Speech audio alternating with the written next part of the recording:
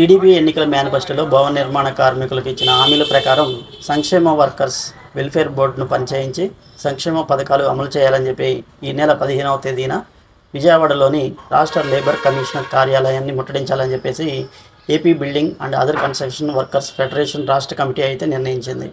ఎన్టీఆర్ జిల్లాలో ఉన్నటువంటి భవన నిర్మాణ కార్మికులంతా కూడా ఆ రోజు పని బంద్ చేసి పెద్ద సంఖ్యలో విజయవాడలోని లేబర్ కార్యాలయ ముట్టడి కార్యక్రమంలో పాల్గొనాలని చెప్పేసి సిఐటియు నాయకులు అయితే కోరారు.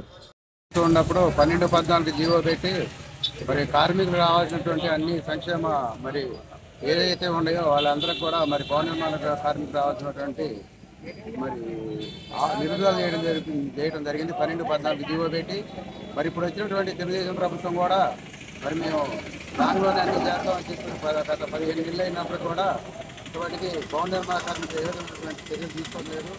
కాబట్టి ఏదైతే కార్మికులు ఆగిపోయినటువంటి క్లెయిమ్స్ను వెంటనే విడుదల చేయాలని, అలాగే రాష్ట్ర ప్రభుత్వం మరి భవన నిర్మాణ కార్మికులకి ఇవ్వాల్సినటువంటి పెండింగ్ క్లెయిమ్ను మొత్తాన్ని విడుదల చేసి మరి సుప్రీంకోర్టు భారతదేశంలో అత్యున్నత న్యాయస్థానం సుప్రీంకోర్టు కూడా చెప్పడం జరిగింది.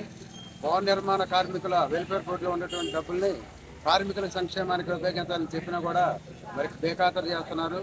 కాబట్టి ఈ అన్ని సమస్యల మీద మరి రేపు 15వ తారీఖున రాష్ట్ర లేబర్ కమిషనర్ ఆఫీస్ వద్ద విజయవాడలో మరి ముట్టడి కార్యక్రమం చేయడం జరుగుతుంది.